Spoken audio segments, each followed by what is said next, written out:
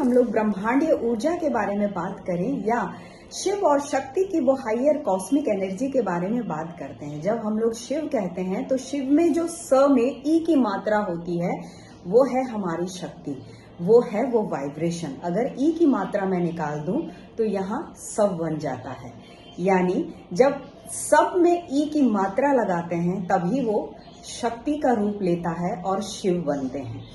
तो यहाँ जब कभी भी हम लोग कोई चार्ट एनालाइज करते हैं, पास्ट लाइफ रिग्रेशंस करते हैं या कोई कुंडली एनालाइज करते हैं, वास्तु विजिट्स करते हैं, तो कई बार हमें क्लाइंट्स की तरफ से बहुत बार ये सुनने को मिलता है कि मैम हमने तो बहुत बड़े वास्तुविद को बुलाया था और बहुत कुछ करवाया था, लेकिन हमें वो इम्पैक्ट या वो असर हमें महसूस क्यों नहीं हुआ। तो इसको थोड़ी सी क्लैरिटी देने की आज कोशिश करती हूँ। हम लोग जब कभी भी घर बनवाते हैं उस टाइम पे वास्तु का कंप्लीट जितने सारे रेमेडीज हैं, जितने सारे इंग्रेडिएंट्स हैं, सारी चीजों को बैलेंस कर परफेक्टली बना देते हैं। या जब हम कभी भी बीच में किसी वास्तु वाले को बुला के अपने तरफ से अपने घर को पूरा वास्तु कंप्लायंस करने की कोशिश करते हैं। क्या वास्तु उतना ही है?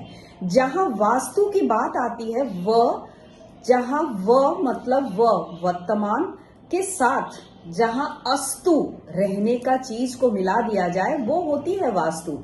वर्तमान के साथ जब अस्तु का बात मिलाते हैं तभी वास्तु बनता है। जब मैं बोल रही हूं तो इसका मतलब है कि हम जहां कहीं भी रहते हैं, either it is in office, industrial estates, it is in the house, वहां पर वास्तु हमारे साथ काम करती है।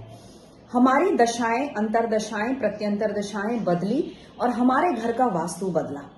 क्यों? क्योंकि प्लैनेटरी पोजीशंस, मैंने पहले भी कहा है कई बार, प्लैनेटरी पोजीशंस जो होती हैं, यूनिवर्स में प्लैनेट अपने तरीके से घूम रहे हैं। जब ट्रांजिट में वो लोग हमारी बर्थ कुंडली के ऊपर आते हैं तब उसका इम्पैक्ट हमारे ऊपर दिखाई देता है। तो वास्तु रेगुलर काम है, ऐसा नहीं है एक दिन आपने कर दिया, 5 दिन आपने कर दिया, उसके बाद वास्तु खत्म। No, not at all. Occult science एक ऐसा साइंस है जहां आपको पूरी जीवन भर आपको गाइडेंस की जरूरत पड़ती है। गाड़ी में जीपीएस जब एक बार आपने ऑन किया और चले, उसके बाद क्या और जीपीएस की जरूरत नहीं पड़ती है? एक बार रास्ता पता चलने के बाद आप जीपीएस ऑन नहीं करते हो? इसका मतलब जब हम लोग बोलते हैं कि ऑकल्ट साइंस एक ऐसा साइंस है जो आपको हर वक्त एक गाइडेंस प्रोवाइड करती है, जस्ट लाइक गूगल जीपीएस।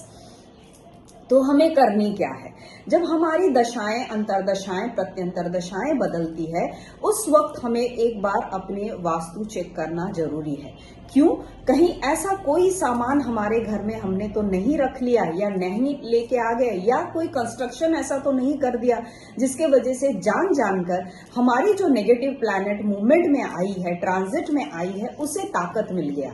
जैसे ही उसे ताकत मिला वो कंप्लीटली तहस नहस कर दिया। कहाँ बिजनेस डाउन हो रहा है तो कहीं पे आपकी कंप्लीटली मनी लिक्विड इशू आ रही है, फैमिली इशू आ रही है, तो कोई दूसरा इशू आ रहा है। लाइफ कंप्लीटली उथल पुथल करके रख दिया गया है।